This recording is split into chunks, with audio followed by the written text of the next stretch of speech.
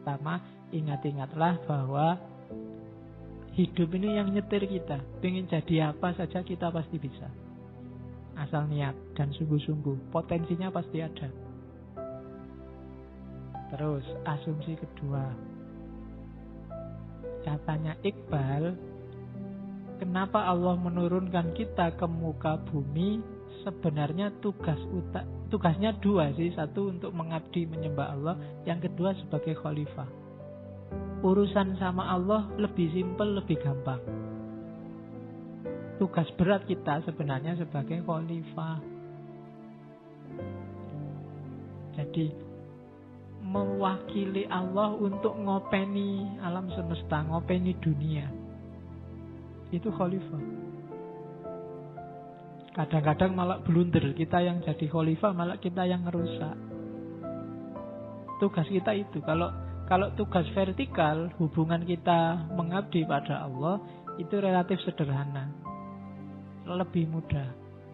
Keliru pun urusannya tidak panjang-panjang, karena Allah sayang kita, maha pemaaf. Tapi urusan sebagai khalifah ini yang butuh banyak dimensi. Tidak sekedar ujuk-ujuk kamu ingin memakmurkan dunia, prasyaratnya banyak. Jadi kamu bebas, kamu punya banyak potensi, tapi ingat-ingatlah tugas utamamu sebagai khalifah. Itu yang kedua asumsinya. Yang ketiga, sadarilah kondisimu sebagai Adam. Jadi kita kan sering bilang bahwa kita diturunkan oleh Allah ke bumi itu rugi. Dulu enak-enak di surga, ngapain Adam itu kok mau-maunya makan buah yang gak penting gara-gara dirayu oleh perempuan namanya Hawa. Kan kita selalu mikirnya begitu. Tidak, katanya Iqbal, ya memang skenarionya Allah gitu.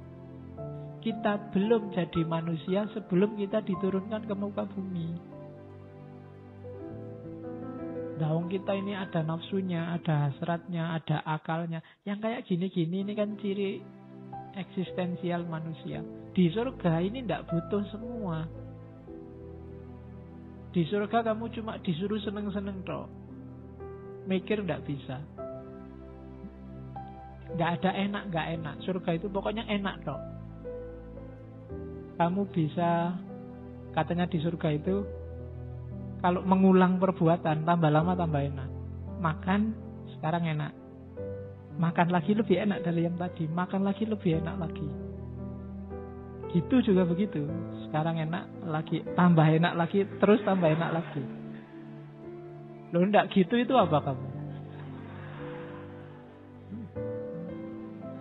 Kebalikannya di dunia, kalau di dunia kamu makan sekarang enak. Piring pertama, piring kedua sudah turun derajat enaknya. Piring ketiga apalagi. Piring keempat kamu muntah sudah, nggak enak. Gitu juga begitu.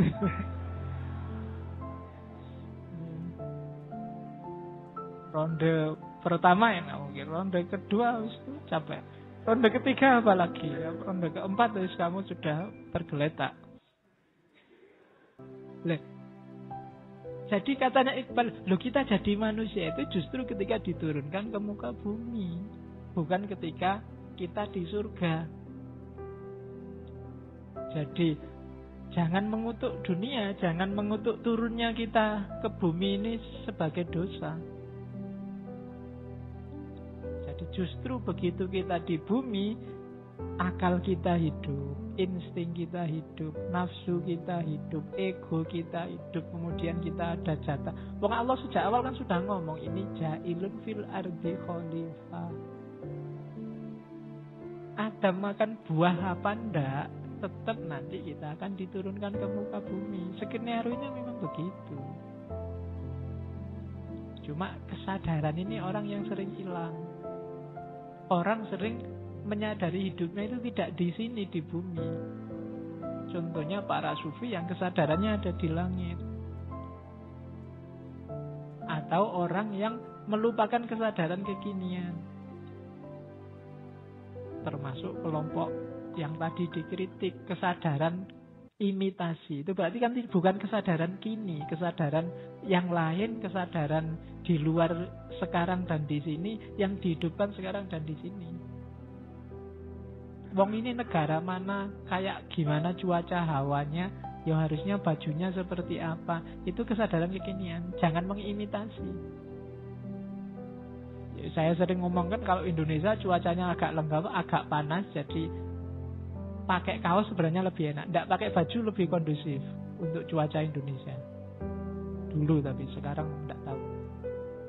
Makanya kamu lihat orang-orang zaman dulu kostum-kostum Mojopahit, kostum-kostum patung-patung di candi-candi itu jarang yang pakai baju.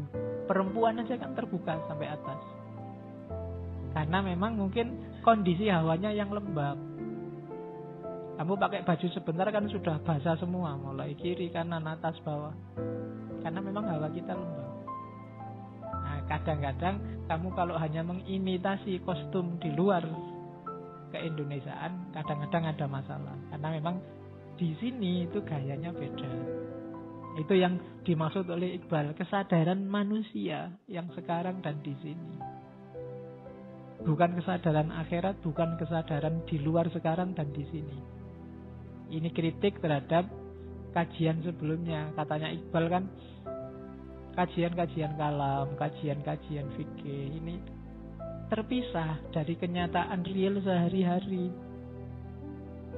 Di sini bahas apa, dalam kenyataannya yang terjadi apa.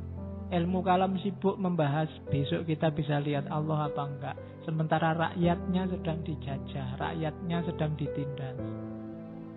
Jadi ilmunya nggak nyambung sama kenyataannya. Debat luar biasa tentang mana penistaan, mana bukan. Sementara dalam kenyataannya umat Islam sedang jungkir balik. Ada yang teror, ada yang korupsi, ada yang... Nah, ini dikritik oleh Iqbal. Kesadarannya harus kesadaran kekinian. Problem real, problem konkret, bukan problem langit. Juga bukan problem di luar diri kita. Itu asumsi ketiga. Jadi yang pertama, potensi kita luar biasa. Mari bikin sejarah kita sendiri. Yang kedua, ingat-ingatlah tugas kita sebagai khalifah.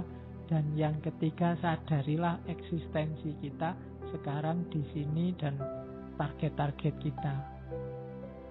Itu ketiga. Jadi Adam dan kesadaran manusia. Oleh karena itu, mari kita bangun hudi. Baru masuk ke filsafat diri.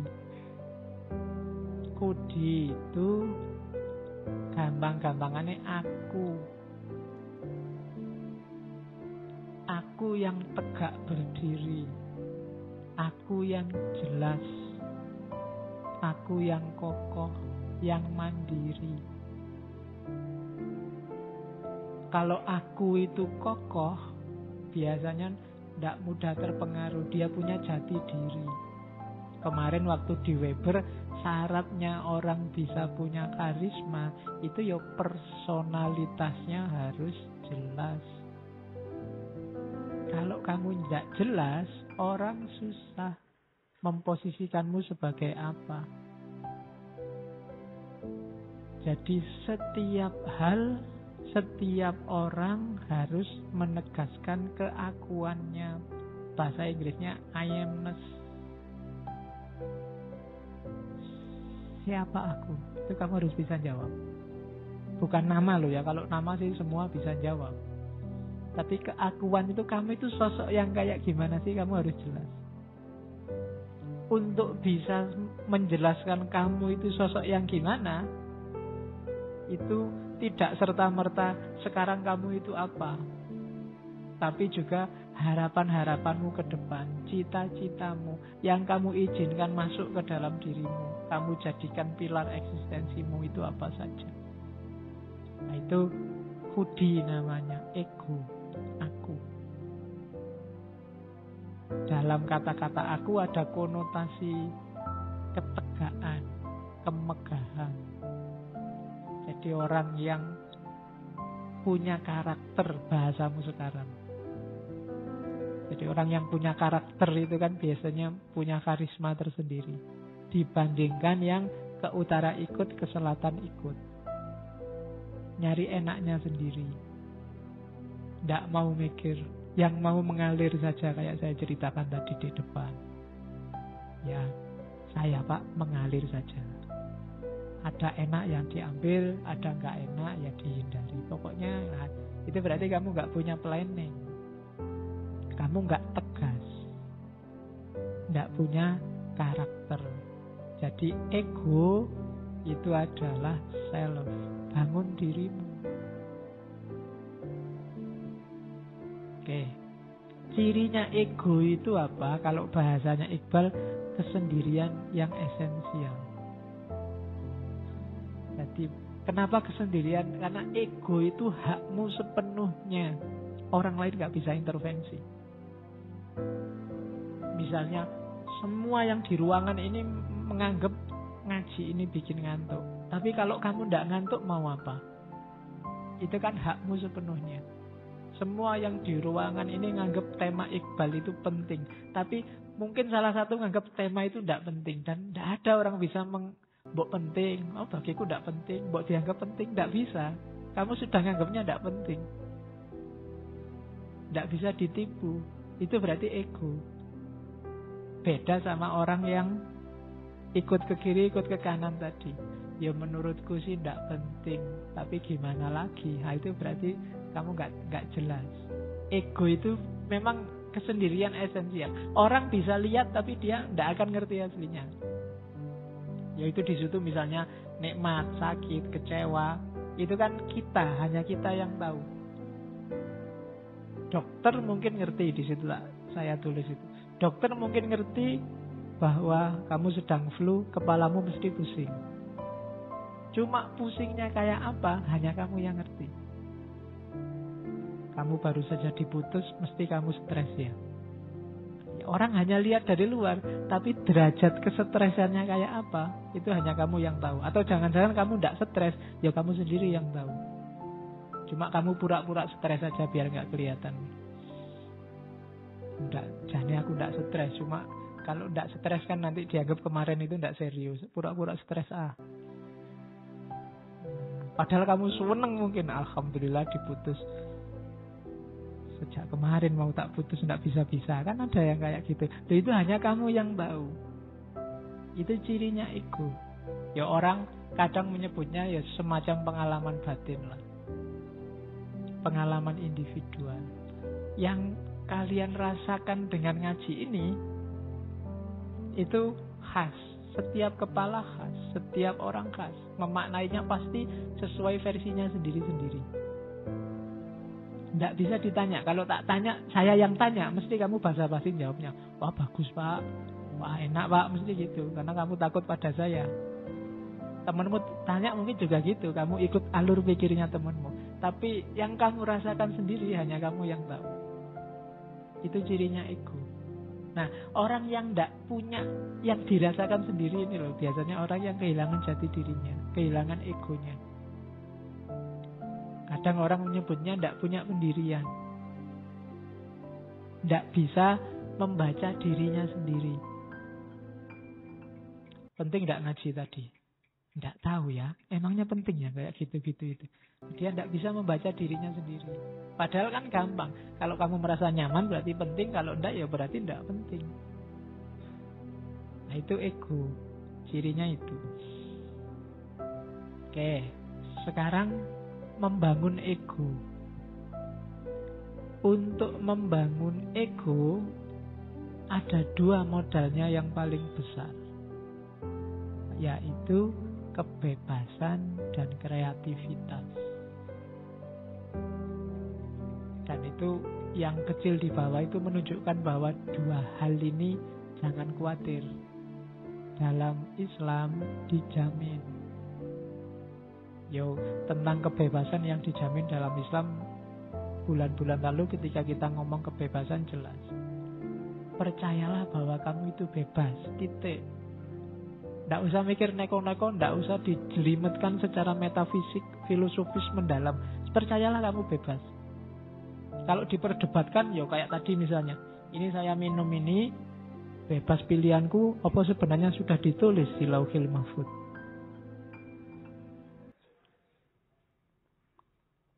Ini kan diskusinya panjang.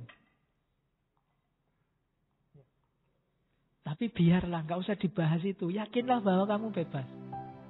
Titik. Ya didiskusikan panjang, tapi untuk praksis hidup kita, yakini itu bebas, maka kita bisa kreatif, milih, menentukan nasib kita sendiri. Kalau tidak, nanti kamu dijajah Inggris, dijajah Belanda, dijajah Cina, tidak pernah ya Cina, dijajah, di sing senenganin jajah itu, Jerman, Jepang, kamu nganggap itu sudah tertulis Pak di Lauhil Mahfuz. Fenomena penjajahan itu, jadi kita terima saja. Siapa yang bisa melawan takdirnya Allah? Ya selesai kalau kamu begitu. Ya kan? Jadi ndak, yakini hidupmu bebas. Bahwa setelah bebas kok kamu kalah, itu urusan lain. Kreatif, bangunlah Pak, saya cita-citanya pingin jadi apalah sesukamu, bikin sendiri. Jangan ikut-ikutan. Syaratnya 2, egomu tidak akan bisa dibangun kalau kamu merasa dirimu tidak bebas. Begitu kamu merasa nggak bebas, kamu buka dirimu untuk diatur orang lain. Ini sumber masalah biasanya. Begitu kamu rela diatur orang lain, ya sudah, jati dirimu hilang. Jadi bebas dan kreatif. Katanya Iqbal, kalau tidak percaya bahwa Islam itu menunjukkan, membolehkan kebebasan, coba dilihat. Di Islam itu ada, di kita kan yakin bahwa risalah sudah berakhir dan kita dibolehkan ijtihad. Ketika ada deklarasi bahwa Nabi Muhammad Rasul Pamungkas, Islam ini adalah risalah terakhir. Ini kan menunjukkan bahwa setelah ini tidak ada wis, kita nggak diatur-atur lagi. Berarti apa? Ya silahkan kamu atur hidupmu sendiri. Setelah ini kita boleh ijtihad kalau tidak ditulis di nas, tidak ada di syariat. Itu menunjukkan apa? Kita diizinkan untuk mikir sendiri, menentukan nasib sendiri. Jadi katanya Iqbal, tidak. Kebebasan dan kreativitas tidak bertentangan dengan visinya Islam. Oke. Jadi kreativitas itu bahasa Arabnya bid'ah. Ya, kamu kan tadi tenang-tenang aja saya ngomong kreativitas, kamu iya Pak kita harus kreatif. Begitu tak kasih tahu bahasa Arabnya kamu menggerut. Bid'ah tuh ternyata, kan mesti gitu. Kalau bid'ah ya ndak boleh Pak, karena kamu mesti gitu. Ndak, katanya Iqbal. Kita sama Allah diizinkan oleh, disampaikan oleh Rasul bahwa kita berhak berijtihad. Berarti apa? Kita boleh menggunakan akal pikiran kita. Jadi, ya ada sih aturan-aturan pokok yang tidak boleh diubah. Tapi bahkan aturan yang tidak boleh diubah ini, ketika kita pahami dengan akal kita, hasilnya macam-macam. Hanya yang paling pokok saja mungkin yang kita tidak beda. Tapi dalam banyak hal kita beda-beda loh. Sholatnya wajib, tapi coba dilihat komponen sholat. Macam-macam. Doa iftitahi wae beda. Takbirnya aja macam-macam. Ada yang ngangkat tangan, ada yang bilang sampai pundak, ada yang bilang sampai telinga. Itu kan akal masing-masing yang main, menafsirkan. Ada yang tidak pakai sendakep, ada yang tangannya lepas begitu saja, ada yang di atas udel, ada yang di bawah udel, ada yang nutupi dada kayak orang kena tembak itu. Allah. Iya kan? Lo itu akal main di situ. Dan yang benar pas kayak gimana sih Pak? Tidak tahu. Karena mungkin mahdohnya itu bisa dipahami variatif. Puasa misalnya. Puasa itu dimulai, kan di Al-Quran itu malah ayatnya ketika sudah bisa membedakan benang putih sama benang hitam. Jadi kamu kalau sudah lihat, misalnya sudah imsak apa sudah subuh terus kamu, loh ini masih belum jelas Pak ini, mana yang putih mana yang hitam, berarti masih boleh dong. Wong nasnya memang bilangnya begitu. Terus ya pakai jam. Lah jam itu kan kreativitas namanya, ijtihad. Zaman Nabi mungkin tidak ada jam, tidak digital apalagi. Kalau digital enak kan, Nabi mau bangun titit, oh sudah waktunya sahur. Zaman Nabi tidak ada begitu. Ya antara imsak sampai subuh itu ya kira-kira 50 ayat lah. Itu kan susah memahaminya. Ya yang ngaji siapa dulu? Kalau anak TPA yang baru ngeja ya 50 ayat. Bisa panjang itu. Itu berarti apa? Akal main. Tidak apa-apa katanya Iqbal, bebas, kreatif. Dari situ kita membangun identitas. Coba dilihat, dari adanya kreativitas kebebasan itu lahir Syafi'iyah, lahir Hanafiyah, lahir Malikiyah. Kan dari situ Islam jadi kaya. Masing-masing menegaskan identitasnya sendiri-sendiri. Oke. Terus